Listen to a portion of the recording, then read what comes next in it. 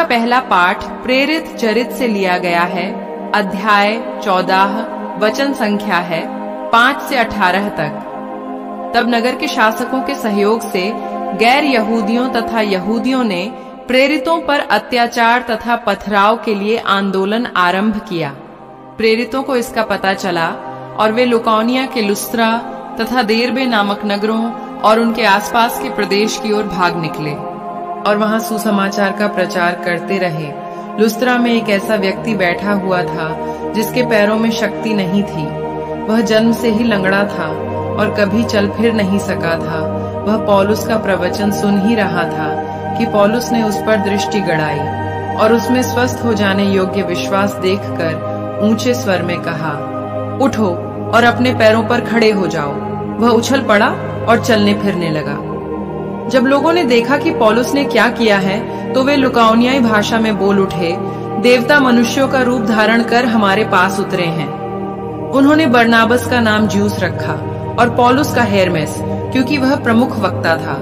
नगर के बाहर ज्यूस का मंदिर था, वहां का पुजारी माला पहने सांडों के साथ फाटक के पास आ पहुंचा और वह जनता के साथ प्रेरितों के आदर में बलि चढ़ाना चाहता था। जब बरनाबस और पौलुस ने यह सुना तो वे अपने वस्त्र फाड़कर यह पुकारते हुए भीड़ में कूद पड़े, भाइयों, आप यह क्या कर रहे हैं? हम भी आप लोगों के समान सुख दुख भोगने वाले मनुष्य हैं। हम यह शुभ संदेश देने आए हैं कि इस निसार देवताओं को छोड़कर आप लोगों को उस जीवंत ईश्वर की ओर अभिमुख हो जाना चाहिए, जिसने आकाश, पृथ्वी, समुद्र और उनमें जो कुछ है वह सब बनाया। उसने पिछले युगों में सब राष्ट्रों को अपनी अपनी राह चलने दिया। फिर भी वह अपने वरदानों द्वारा अपने विषय में साक्ष्य देता रहता है। वह आकाश से पानी बरसाता और अच्छी फसलें उगाता है। वह भरपूर अन्न प्रदान कर हमारा मन आनंद से भरता है। इन शब्दों द्वारा उन्होंने भीड़ को कठिनाई से अपने आदर में बलि चढ़ाने से रोका। यह प्रभु की वाणी है। आज का सुसमाचार यूहन्ना के पत्र से लिया गया है। अध्याय 14, वचन संख्या है 21 से 26 तक। जो मेरी आज्ञाएं जानता और उनका पालन करता है वही मुझे प्यार करता है, और जो मुझे प्यार करता है उसे मेरा पिता प्यार करेगा, और उसे मैं भी प्यार करूंगा और उस पर अपने को प्रकट करूंगा। यूदस ने उनसे कहा, प्रभु, आप हम पर अपने को प्रकट करेंगे, संसार पर नहीं, इसका कारण क्या है? ईसा ने उसे उत्तर दिया, यदि कोई मुझे प्यार करेगा तो वह मेरी शिक्षा पर चलेगा। मेरा पिता उसे प्यार करेगा और हम उसके पास आकर उसमें निवास करेंगे। जो मुझे प्यार नहीं करता वह मेरी शिक्षा पर नहीं चलता। जो शिक्षा तुम सुनते हो वह मेरी नहीं बल्कि उस पिता की है जिसने मुझे भेजा। तुम्हारे साथ रहते समय मैंने तुम लोगों को इतना ही बताया है, परंतु वह सहायक, वह पवित्र आत्मा जिसे पिता मेरे नाम पर भेजेगा, तुम्हें सब कुछ समझा देगा। मैंने तुम्हें जो कुछ बताया वह उसका स्मरण दिलाएगा। यह प्रभु का पवित्र सुसमाचार है। मनन चिंतन।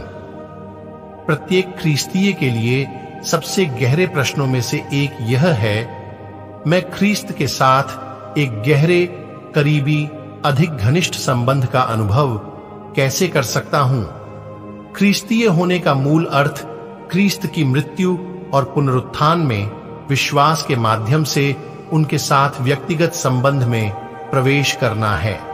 उनकी आज्ञा मानने से हम ख्रीस्त को और अधिक गहराई से जानने लगते हैं। यीशु अंतिम भोज के उपदेश में अपने शिष्यों के प्रति अपने प्रेम और अपने पिता के प्रेम के बारे में बात करते हैं।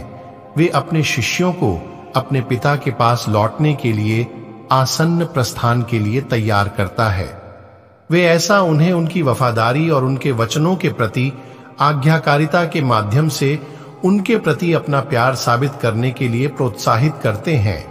वे उन्हें पवित्र आत्मा के स्थायी निर्देश और सांत्वना का वादा करते हैं। पास्का के दिन प्रेरितों की प्रतीक्षा ईश्वर की आत्मा के आने की उनकी प्रत्याशा को फिर से दर्शाते हैं। पवित्र आत्मा हमें ईश्वर और उनकी महान प्रेम के ज्ञान में बढ़ाने में मदद करता है। आइए हम पवित्र आत्मा से प्रार्थना करें कि वह हमारे हृदय को ईश्वर और उनके वचन के प्रेम से भर दे। मेरे प्यारे विश्वासी भाई बहनों, प्रभु यीशु हम सभी के लिए पवित्र आत्मा को भेजते हैं। हर समय हर घड़ी हमारे साथ पवित्र आत्मा होता है, हमारे अगल बगल दूत उपस्थित रहता है। आइए आज हम पवित्र आत्मा की उपस्थिति को पहचाने। आप सभी को परमेश्वर आशीष तथा शांति प्रदान करे। आमीन।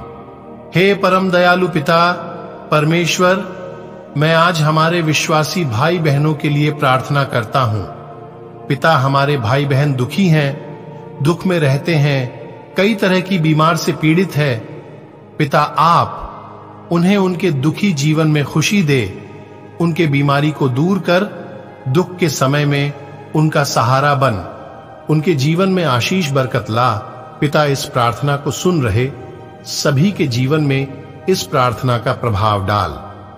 पिता, हम आपके प्यार के लिए तरसते हैं। पिता, आप सभी को छू ले, इनके जीवन को बदल और खुशी तथा आनंद जीवन प्रदान कर। मैं आपके नाम से प्रार्थना करता हूं। आमीन।